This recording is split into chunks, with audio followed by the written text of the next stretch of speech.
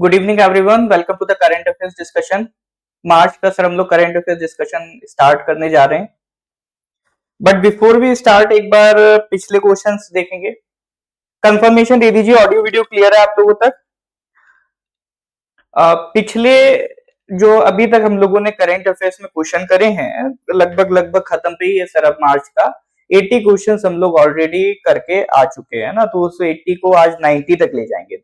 Daily लगभग 10 question का अपना टारगेट रहता है। 10 क्वेश्चन अपन डिस्कस करते हैं on a daily basis, Monday to Friday. तो अभी आपका 80 क्वेश्चन हो चुके हैं, उसके आगे आज हम स्टार्ट करें, है ना। तो आज क्वेश्चन नंबर 90 तक करेंगे, बट उससे पहले पिछले कुछ क्वेश्चन है उसके आंसर दीजिए और कंफर्म करिए ऑडियो वीडियो क्लियर है आप लोगों तक कि नहीं है। नहीं, ये वाला नहीं।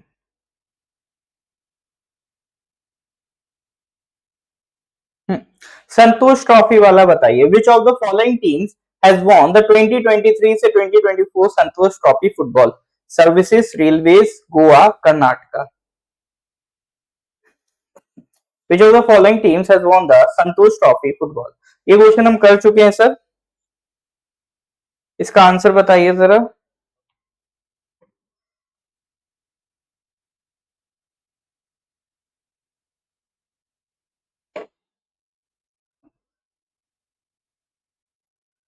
तो ये संतोष ट्रॉफी जीती थी आपका किसने? सर्विसेज ने, ठीक है, सर्विसेज ने आपको ये ट्रॉफी जीती थी। चलिए, ऑलराइट,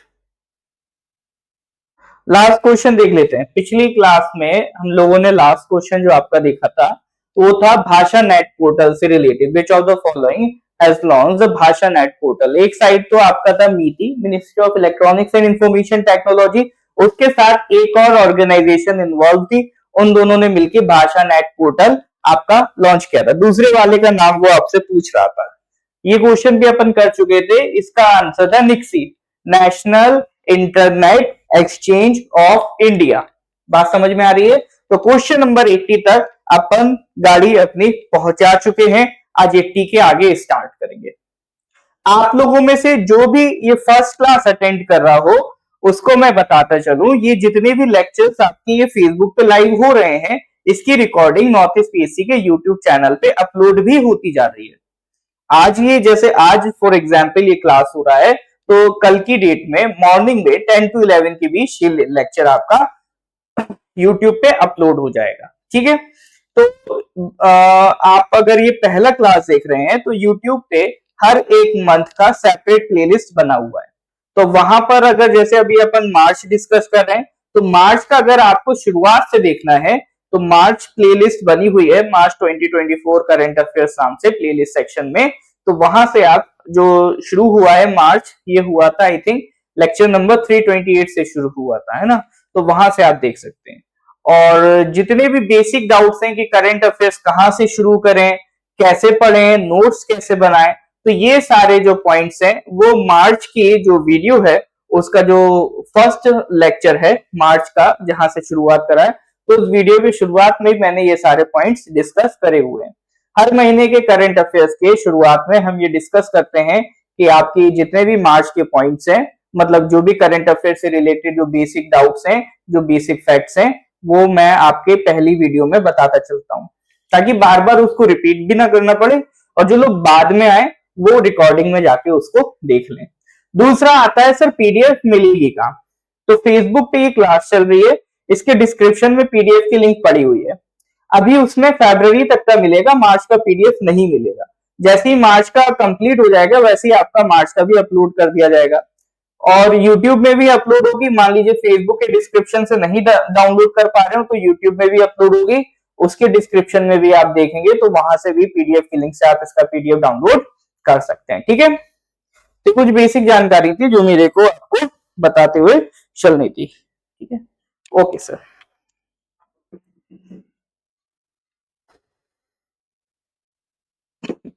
चलिए तो अब 80 के आगे आज स्टार्ट करते हैं क्वेश्चन नंबर 81 से। करें सर?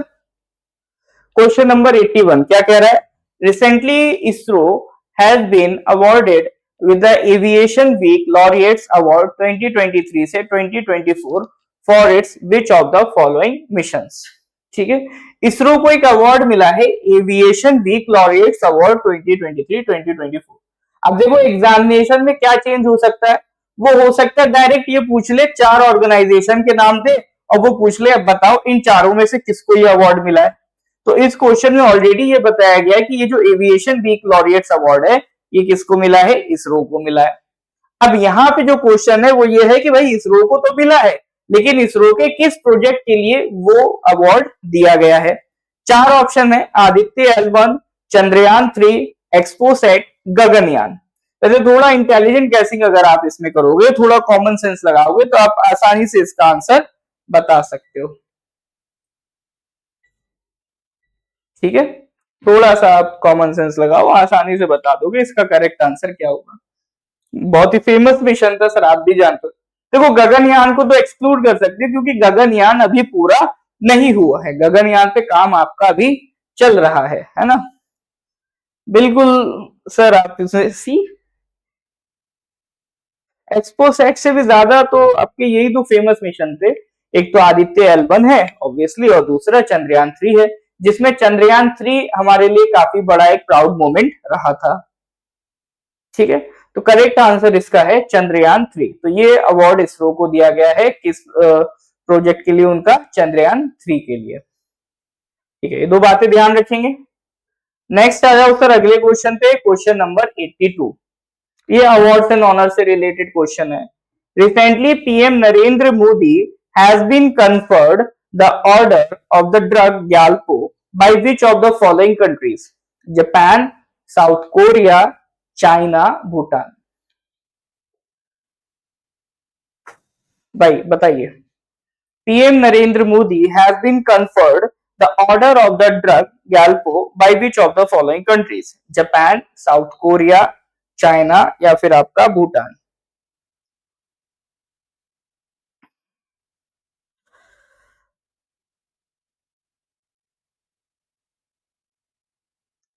क्या होना चाहिए सर आंसर?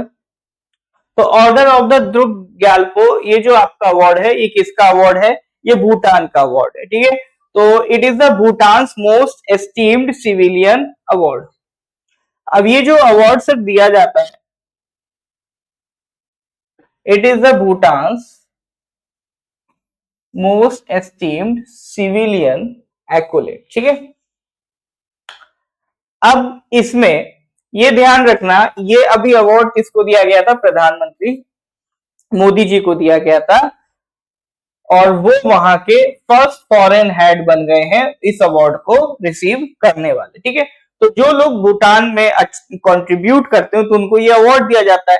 तो अभी तक किसी फॉरेन हेड ऑफ गवर्नमेंट को ये अवार्ड नहीं दिया गया था, तो prime minister Narendra Modi is the first foreign head of government to receive this award. ठीक है, इसको ध्यान रखिएगा, इसका करेक्ट आंसर इज भूटान। चलिए नेक्स्ट क्वेश्चन पे आते हैं, question number 83। India has launched the operation Indravati to evacuate its citizens from which of the following countries. ठीक है, तो अभी देखो जैसे दुनिया भर में कुछ कुछ कंट्रीज में कभी सिचुएशन टेंस हो जाती है, वहां इनस्टेबिलिटी आ जाती है, तो भारत सरकार क्या करती है? उनको वहां से इवैक्यूएट कराती है। तो जब इवैक्यूएट कराती है तो उस मिशन का कुछ ना कुछ नाम रखती है। तो अभी जो मिशन एक चला है ऑपरेशन इंद्रावती, तो उसमें इंडियन सिटीजन्स को इवैक्यूएट कराया गया है। तो वो कहां से इवैक्यूएट कराया गया? इजराइल से, साउथ सुडान से, हाइती से या डोमिनिकन रिपब्लिक से? इजराइल वाला तो सर बहुत पहले ही हो चुका है ना, जो इजराइल से इवैक्यूएट कराया था वो ऑपरेशन तो बहुत पहले ही हो चुका है। यूक्रेन वाला भी बहुत पहले हो चुका है, वो करंट अफेयर्स में आ भी चुका है, हम उसको डिस्कस भी कर चुके हैं। ये कोई दूसरी कंट्री है सर। हाँ जी, आपके हिसाब से क्या है? चलो मतलब आप लोग न्यूज में तो एक्टिव हो, ये देख के पता चल रहा है, क्योंकि मेजोरिटी जिस आंसर की तरफ जा रहे हैं वो है हाइती, और हाइती इज द करेक्ट आंसर। हाइती की लोकेशन देखो, हाइती ये कंट्री है कहां पर? देखो ये आपका सर नॉर्थ अमेरिका, ये साउथ अमेरिका, इन दोनों के बीच में ये जो एरिया पड़ जाता है ये सेंट्रल अमेरिका वाला एरिया कहलाता है वैसे तो। ये जो सेंट्रल अमेरिकन कंट्रीज हैं, यहाँ पर एक कैरिबियन सी भी बीच में देखने को मिलता है। तो कैरिबियन सी में ये जो कंट्रीज आपको देखने को मिलती हैं इनको अपन कहते हैं कैरिबियन आइलैंड कंट्रीज। तो यहाँ पर आपकी कंट्रीज है लाइक क्यूबा है, जमाइका है, डोमिनिकन रिपब्लिक है और हाइती है। ठीक है ना। अब अच्छा ये पूरा एक आइलैंड है, इस पूरे आइलैंड में एक हिस्सा डोमिनिकन रिपब्लिक का भी है और एक हिस्सा हाइती का भी है। तो हाइती की कैपिटल है कुछ पोर्ट प्रिंसी, तो इतना कैपिटल तो नहीं पूछेगा, इतना इंपॉर्टेंट नहीं है कैपिटल। आप कंट्री ध्यान रखना हाइती। तो ये कैरिबियन आइलैंड कंट्री है, मेन चीज आपको ये ध्यान रखनी है। दूसरी चीज यहाँ चल क्या रहा है, पॉलिटिकल इनस्टेबिलिटी है, पॉलिटिकल वैक्यूम क्रिएट हो रखा है, तो वायलेंस की सिचुएशन बनी हुई है। तो इंडियन सिटीजन्स को इवैक्यूएट कराया जा रहा है अंडर द मिशन हाइती। किसके नाम पे रखा गया है, भारत की एक नदी है इंद्रावती, इंद्रावती के नाम पर इस मिशन का नाम रखा गया है। ज्योग्राफी में आपको इंटरेस्ट है, ज्योग्राफी मजेदार लगती है, तो ये बताइएगा सर जो इंद्रावती है वो किस रिवर की ट्रिब्यूटरी है। ठीक है, इंद्रावती किस नदी की ट्रिब्यूटरी है, कमेंट में जरा बताइएगा। तो बाकी मेन पर्पस ये था आपको हाइती की लोकेशन बता देना, क्योंकि मैप वाली जो ज्योग्राफी है वो भी जरूरी होती है, स्पेशली एपीपीएससी एग्जामिनेशंस के लिए वहां पे मैप बेस्ड क्वेश्चंस आते रहते हैं। तो जहां पर भी करंट अफेयर्स में मैप की लोकेशन दिखानी होती है, इंपॉर्टेंट होती है, मैं दिखाता चलता हूँ ताकि आपको ये भी बेसिक आइडिया रहे दुनिया में कौन सी कंट्री किस जगह पर लोकेटेड है। ठीक है, चलिए, क्योंकि अगर यही नहीं पता होगा तो सर हम क्या ही करंट अफेयर्स पढ़ना है, अगर ये छोटी छोटी बेसिक बातें हमें क्लियर नहीं होंगी। बात समझ में आ रही है कि नहीं आ रही है सर?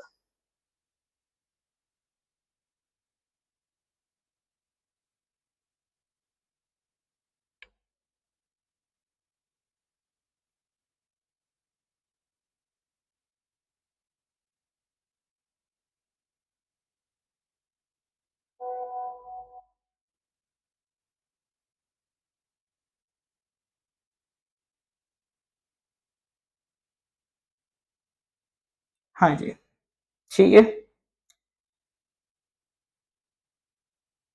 नोमी जी, मैप को याद नहीं करना होता, मैप को प्रैक्टिस करना होता है। आप एक ब्लैंक मैप्स वगैरह परचेज कर लो आप, या अगर आपके पास कोई टैबलेट वगैरह हो तो उसमें ब्लैंक मैप डाउनलोड कर लो आप। तो किसी भी लोकेशन को अगर आपको याद करना है तो उसको प्रैक्टिस करो, मतलब एक ब्लैंक मैप पे उसको लोकेट करने की कोशिश करो। मान लो रिवर्स आपको मेमोराइज करनी है तो उनको ड्रॉ करने की कोशिश करो मैप्स में, है ना। आपको नेशनल पार्क्स मेमोराइज करने, उसको लोकेट करने की कोशिश करो किस स्टेट में ये आता है। तो मैप्स क्या है सर, आपके जितने उसमें आप प्रैक्टिस करोगे उतना बेस्ट हो जाएगा। और ये शुरू में आपको लग सकता है थोड़ा बोरिंग सी चीज है, बट सबसे मजेदार चीज मैपिंग ही होती है ना। तो वो प्रैक्टिस से ही आती है। चलो नेक्स्ट क्वेश्चन पे आते हैं sir, question number 84। Who among the following will be Indian team flag bearer for the Paris 2024 Olympics। अब सर 2024 आ चुका है, मतलब तो टाइम हो गया सर, आधा होने वाला है। तो ओलंपिक गेम्स होने जा रहे हैं 2024 में, हर 4 साल में ओलंपिक गेम्स होते हैं। तो 2020 में हुए, अब आपका ये 2024 में हो रहे हैं, 20 में तो नहीं हो पाए थे कोरोना की वजह से। ठीक है, तो ये 2024 में ओलंपिक गेम्स होने जा रहे हैं। तो सवाल यह है कि भारत की तरफ से इंडियन टीम फ्लैग बियरर कौन होगा। Who will be the Indian team flag bearer of for the Paris 2024 Olympics. हाँ जी सर, तो ये तो स्पोर्ट बेस्ड क्वेश्चन है, स्पोर्ट बेस्ड क्वेश्चन में तो सर आप लोग एक्सपर्ट हैं ही। बताइए जरा करेक्ट आंसर क्या होगा। नीरज चोपड़ा, पारुल चौधरी, शरद कमाल, लक्ष्य सेन, 4 ऑप्शन दिए गए हैं सर आपको।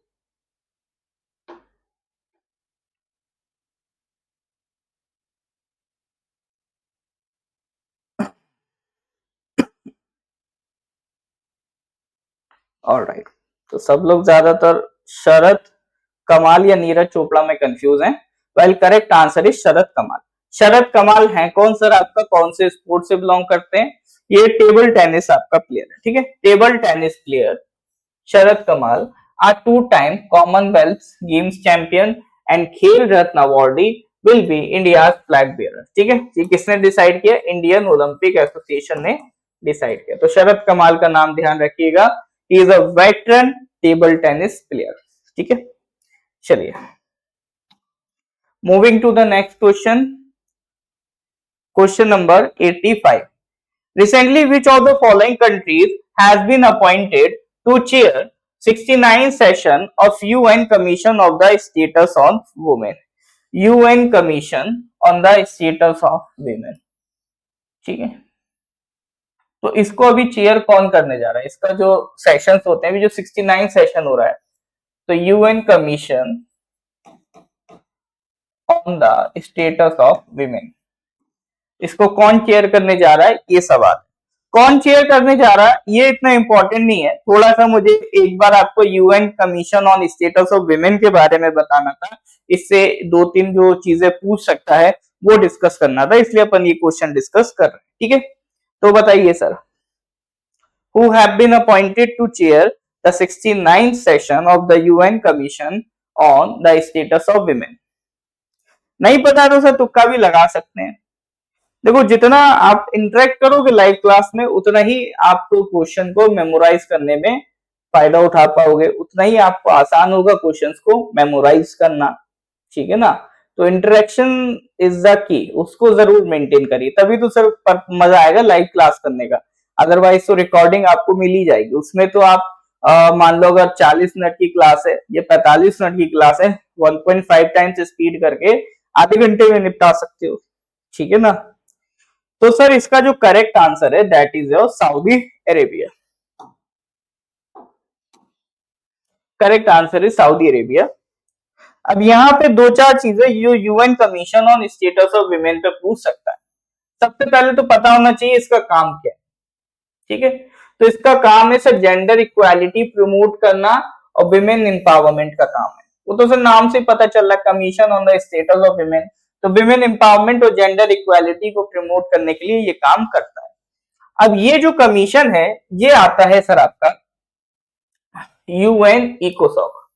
ठीक है, यूएन इकोसॉक, तो उसका एक प्रिंसिपल ऑर्गन है यूएन का, तो उसका ये जो UN commission of status of women जो है वो इस यूएन इकोसॉक का क्या है?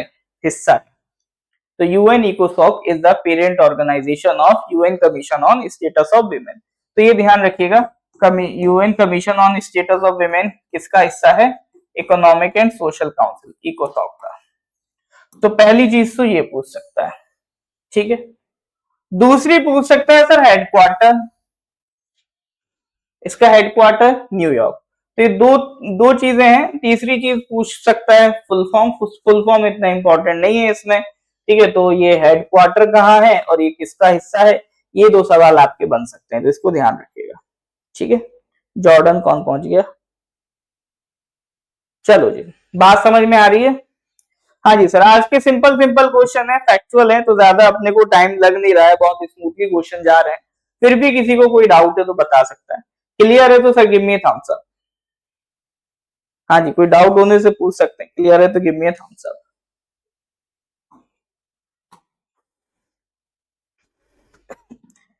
फिर अपन आगे बढ़ रहे हैं सर अगले क्वेश्चन की तरफ, question number 86। Recently, the Central Plantation Crop Research Institute has developed Kalpa Suvarna. It is a variety of which of the following crops? एक वैरायटी क्रिएट की गई है कल्पा सुवर्णा। तो सवाल ये है वैरायटी किस क्रॉप की है? कोकोआ की है, टी की है, कोकोनट की है या व्हीट की है? चार ऑप्शन दिए गए हैं, इसमें से बताना है जो कल्पा सुवर्णा है वो किसकी वैरायटी है। कोकोआ की है, टी की है, कोकोनट की है या फिर आपका व्हीट की है। चार ऑप्शन दिए गए, बताइए सर।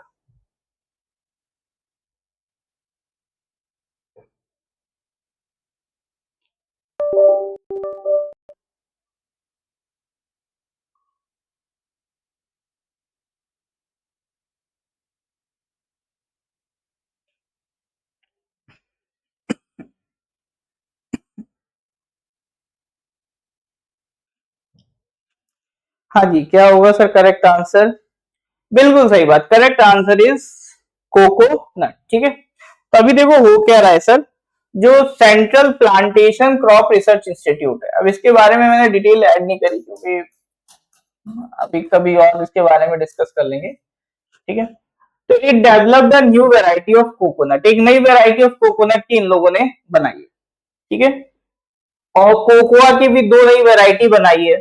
तो पर्पस क्या है, जो कोकोनट और कोकोआ का कल्टीवेशन है इंडिया में, उसको बढ़ाना है। ठीक है, तो उसके लिए नई वैरायटीज बनाई है। नई वैरायटीज इसलिए बनाती हैं ताकि जो पुरानी वैरायटीज होती हैं उनके कंपैरिजन में वो कम रिसोर्सेस खर्च करें और ज्यादा ईल्ड प्रोवाइड करें, ये पर्पस होता है।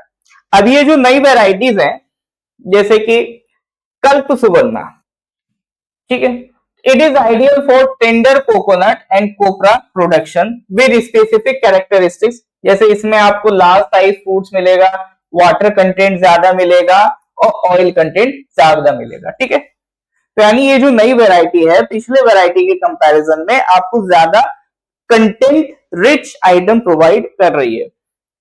कोकोआ की जो वैरायटीज है like VTL CHI CH1 VTL CH2, इसमें भी फैट और न्यूट्रिएंट कंटेंट ज्यादा रहेगा।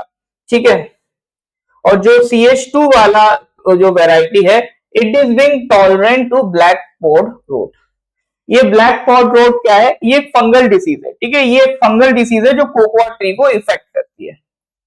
तो ये ब्लैक पॉड रोट को टॉलरेट भी करता है, जो ये आपकी वैरायटी है कोकोआ की VTL CH2। अब देखो करंट अफेयर से आपको यही फायदा होता है। अब अगर आपके एग्जाम में पूछ ले भाई ये ब्लैक पॉड रॉट क्या होता है, ठीक है, आपसे पूछ ले सर ये ब्लैक पॉड रॉट क्या होता है, आपको भी पता है 99% जो जनता है वो ढेर हो जाएगी, वो नहीं समझ पाएंगे ये फंगल है, ये बैक्टीरियल है, वायरल है, ये क्या है, क्योंकि कहीं किसी किताब में उन्होंने ये पढ़ा नहीं होगा जब तक बहुत डिटेल में ना स्टडी किया हो। और करंट अफेयर में भी एज इट इज ये कहीं लिखा मिलेगा नहीं। तो ये चीज आप तभी पढ़ पाओगे जब आपने किसी टॉपिक को थोड़ा सा डिटेल में जाके देखा होगा। अब आप एक एक टॉपिक को जाओ डिटेल में देखो तो आप ज्यादा टाइम वेस्ट कर लोगे, उसके कंपैरिजन में ये आपके लिए काम मैं कर देता हूं कि हर एक क्वेश्चन में, हर एक करंट अफेयर्स इवेंट में उसकी डिटेलिंग में जाके ऐसे कोई पॉइंट्स प्लग करना जो आपके एग्जामिनेशन के लिए इंपॉर्टेंट है, जो आपके एग्जामिनेशन में आपको फायदा पहुंचा सकते हैं, वो मैं आपका यहां पर आके लिख देता हूं और आपको हाईलाइट भी कर देता हूं, ताकि अगर उस पे क्वेश्चन बने तो आप बाकियों के कंपैरिजन में आगे रहो। और इसी को मैं कहता हूं कि जो एक जीके में रहता है वास्ट है, कुछ भी पूछ लेता है, तो उसी वास्टनेस को कम करने का प्रयास रहता है करंट अफेयर्स की अपनी क्लास में। बात समझ रहे हैं सर आप लोग? तो ये जो करंट अफेयर्स है सिर्फ एज इट इज ऐसा नहीं है कि न्यूज आई बताया ये न्यूज में था खत्म। यहां पर हम लोग न्यूज की एनालिसिस करने की कोशिश कर रहे हैं, न्यूज से रिलेटेड वो पॉइंट्स कवर करने की कोशिश कर रहे हैं जो आपके एग्जामिनेशन में फैक्ट बन के भी आ सकते हैं। अगर वो कोई पूछ ले भाई ब्लैक पॉड रोट क्या है, तो कोई ये समझ में नहीं पाएगा कि ये करंट अफेयर से इंस्पायर्ड है, लोगों को लगेगा भाई ये एक डिजीज है, ये आपका जो जनरल साइंस है उस सेक्शन में आता है।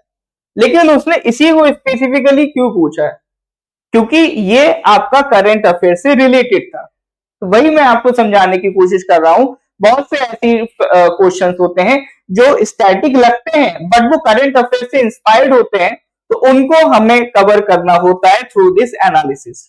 इसीलिए मेरा जो एनालिसिस है बहुत स्लो चलता है, बहुत आराम आराम से चलता है, इसीलिए अपन डेली बस 10-10 क्वेश्चन करते हैं, ठीक है, ताकि कम करें लेकिन कायदे से करें, ये अपना पर्पस है।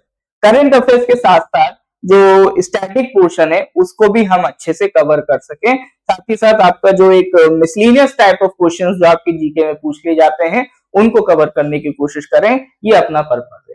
ठीक है, आई होप चीजें आप समझ पा रहे होंगे। ठीक है, तो black pod road is a fungal disease जो कोकोआ ट्रीज को इफेक्ट करता है, और ये जो वेराइटी है कोकोआ की VTL CH2, it is tolerant to the black pod rot. जो ये किसने बनाई है sir? Central plantation crop research institute ने ये वैरायटी आपका डेवलप करी है। कोकोनट की करी है और आपका कोकोआ की करी है। तो ये जो है कल्प सुवर्णा, ये किसकी वैरायटी है? कोकोनट की।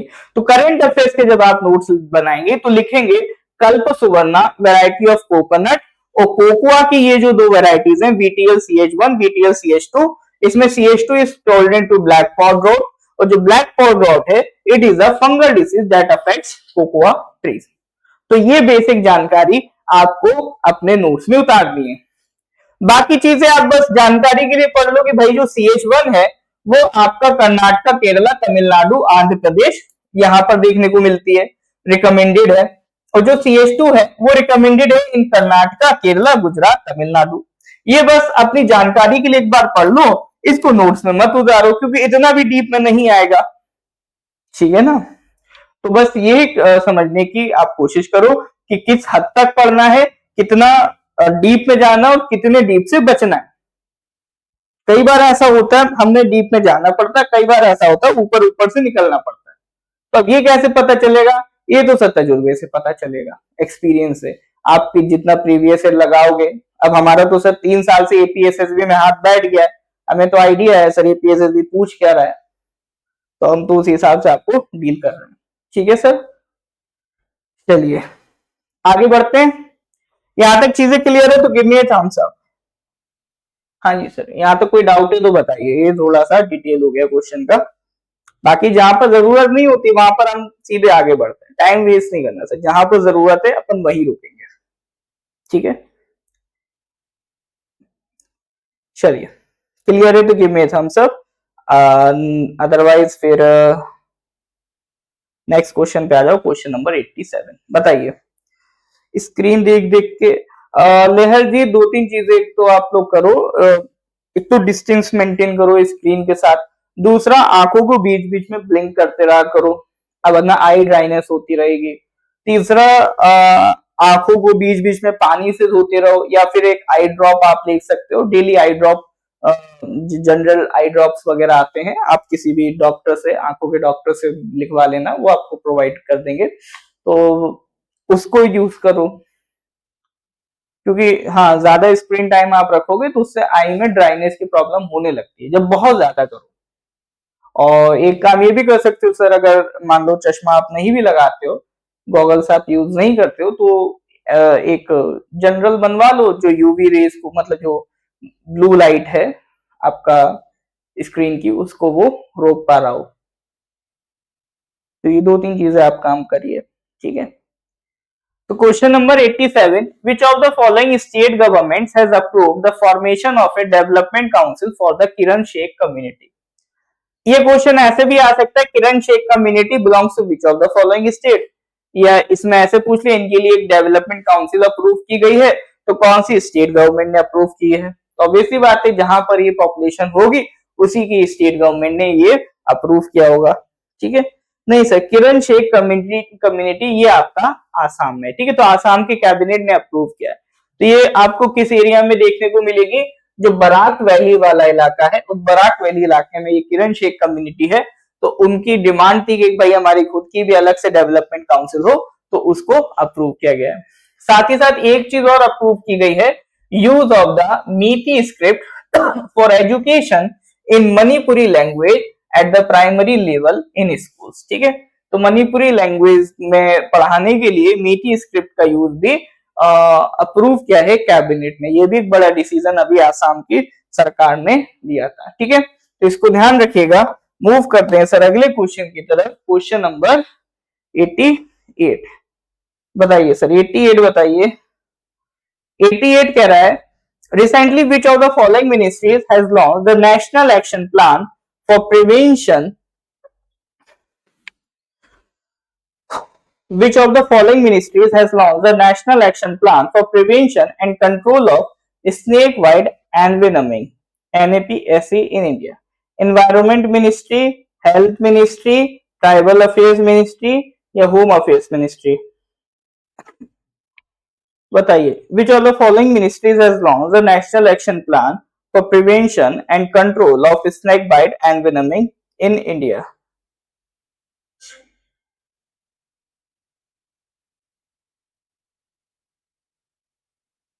बताइए sir.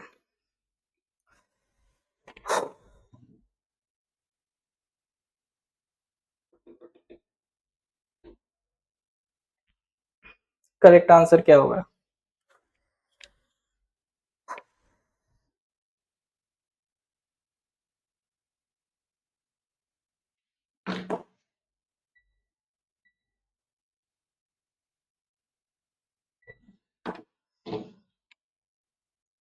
National action plan for prevention and control of snake bite and envenoming, इसके लिए कौन सी मिनिस्ट्री ने ये प्लान लॉन्च किया है? ऑप्शन नहीं दिख रहा है। अरे यार ये तो कॉमन सेंस है। थोड़ा सा पहले ही ऑप्शन है। देखो सर ऑप्शन देख लो।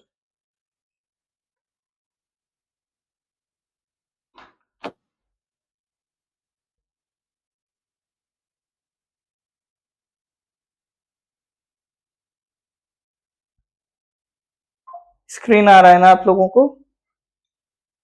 स्क्रीन तो विजिबल है।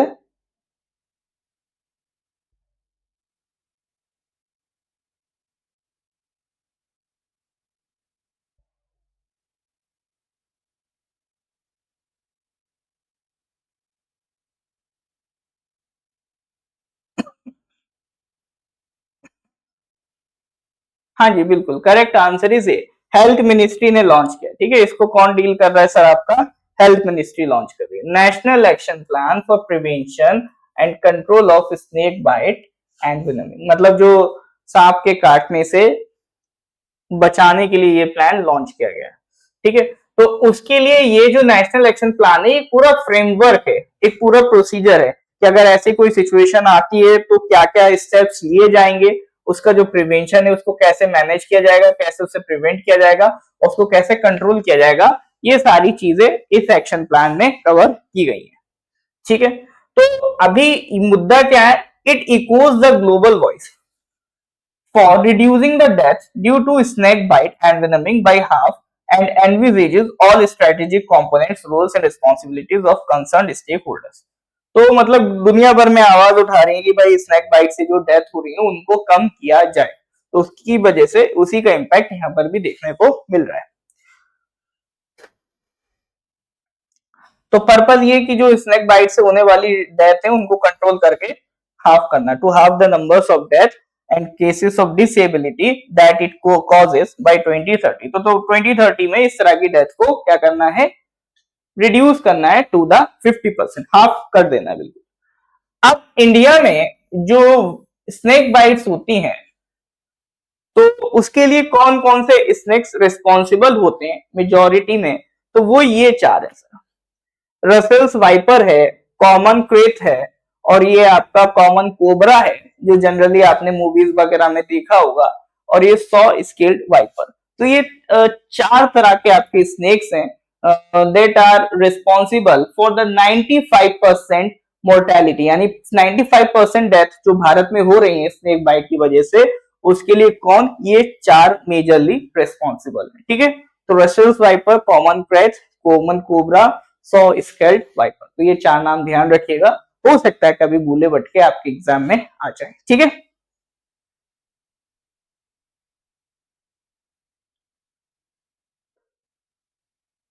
चलिए नेक्स्ट क्वेश्चन पे आते हैं। Question number 89। Recently prime minister Narendra Modi has launch the प्रधानमंत्री सामाजिक उत्थान एंड रोजगार आधारित जन कल्याण। एक स्कीम का नाम है सर पीएम सूरज। पीएम सूरज फुल फॉर्म क्या है? प्रधानमंत्री सामाजिक उत्थान एंड रोजगार आधारित जन कल्याण। कल्याण मतलब काफी, मतलब थोड़ी सी एडवांस हिंदी है। मतलब ये है, प्रधानमंत्री प्राइम मिनिस्टर तो समझ गए होगे आप। सामाजिक कल्याण, सामाजिक कल्याण मतलब सोशल वेलफेयर, एंड रोजगार आधारित जन कल्याण, यानी जन कल्याण मतलब पब्लिक वेलफेयर, एंड रोजगार आधारित मतलब ऐसा पब्लिक वेलफेयर जो एम्प्लॉयमेंट बेस्ड हो। ठीक है ना? एक होता है वेलफेयर किसी का करना कि मान लो आपने उसको पैसा दे दिया कि जाओ खर्च कर देना, एक होता है आपने उसको नौकरी दे दी, तो नौकरी दे दी तो वो भी वेलफेयर है, and that is employment based welfare. तो आप उसको एम्प्लॉयमेंट के बेसिस पे वेलफेयर प्रोवाइड कर रहे हो, रोजगार आधारित जन कल्याण आपको प्रोवाइड कर रहे हो, ठीक है। तो ये उसके लिए एक नेशनल पोर्टल प्रधानमंत्री ने अभी लॉन्च किया है। तो ये किस मिनिस्ट्री का इनिशिएटिव है, ये सवाल है। तो कौन सी मिनिस्ट्री हो सकती है? बार बार इसमें जो कॉमन बात निकल के आ रही है दैट इज सोशल वेलफेयर करने की बात निकल के आ रही है, ठीक है। सोशल वेलफेयर की बात इसमें निकल के आ रही है। तो कौन सी मिनिस्ट्री हो सकती है? अब देखो सोशल वेलफेयर की बात निकल के आ रही है तो हाउसिंग से रिलेटेड है नहीं, और ऐसा तो कोई है नहीं लिखा कि सिर्फ रूरल एरियाज के लिए है। तो ये दो ऑप्शन तो डायरेक्टली क्या हो जाते हैं सर, आपका एलिमिनेट हो जाते हैं, ठीक है ना। तो अब दो में सर आपको डाउट हो सकता है, फाइनेंस या सोशल जस्टिस। तो इसमें भी आप देखोगे सोशल वेलफेयर की चूंकि यहाँ पर बात हो रही है तो चांसेस आर कि it is related to social justice ministry, ठीक है। वैसे सोशल जस्टिस मिनिस्ट्री में जनरली आप देखोगे अगर ट्रांसजेंडर्स के लिए कोई स्कीम है, सीनियर सिटीजन्स के लिए कोई स्कीम है, पर्सन्स विद डिसेबिलिटीज के लिए कोई स्कीम है, तो वो जनरली आप देखोगे social justice and empowerment ministry के अंडर आती है, ठीक है। अब यहाँ पर ये जो स्कीम है इसकी भी बात कर लेते हैं। ये स्कीम भी सर आपका कवर होती है ministry of social justice and empowerment में। तो प्रधानमंत्री सामाजिक उत्थान एवं रोजगार आधारित जन कल्याण पोर्टल, तो it is will act as a one stop point where people from disadvantaged sections of society can apply for and monitor the progress of all loan and credit schemes already available to them। तो मतलब society के ऐसे लोग जिनको benefits नहीं मिल रहे हैं, जो या पुअर कैटेगरी में आते हैं, तो उनके लिए पोर्टल है। तो उनको जो जो भी सरकार सुविधाएं दे रही है, जिस भी तरह के लोन प्रोवाइड कर रही है, जिस भी तरह की उनको स्कीम प्रोवाइड कर रही है, तो उन सब की प्रोग्रेस रिपोर्ट यहाँ पर उन्हें देखने को मिल जाएगी, ठीक है। तो उसके लिए ये पोर्टल बनाया है। It will help in providing financial assistance directly to beneficiaries. Direct वही जो एक नया रेवोल्यूशन हुआ है हमारी स्कीम्स में, डायरेक्ट बेनिफिट ट्रांसफर। उसमें क्या होता है, भारत सरकार को जो भी आपको पैसा देना होता है अब वो डायरेक्ट आपके खाते में पहुंचता है। पहले क्या होता था, आपको मान लो पोस्ट ऑफिस से जाके लेना पड़ रहा है, या बैंक से लेना पड़ रहा है, या किसी सरकारी ऑफिस से अपना पैसा लेने जाना पड़ रहा है। तो उसमें बीच में जो ऑफिसर्स होते थे, जो ब्यूरोक्रेसी होती थी, वो मिडल मैन बन जाती थी, तो उसमें करप्शन में कुछ पैसा कम हो जाता था। अब डायरेक्ट बेनिफिट ट्रांसफर से सबसे बड़ा फायदा ये हुआ है, सरकार आपको जो पैसा देना चाह रही है वो डायरेक्ट आपके बैंक अकाउंट में पहुंच रहा है। आपको किसी के आगे लाइन लगाने की जरूरत नहीं कि भाई मेरा पैसा रिलीज करो, ठीक है। चलिए, तो दैट इज क्वेश्चन नंबर 89। समझ में आ रही बात की नहीं आ रही सर? क्लियर है तो गिव मी थम्स अप। यहां तक कोई डाउट है तो बताइए। Question number 89।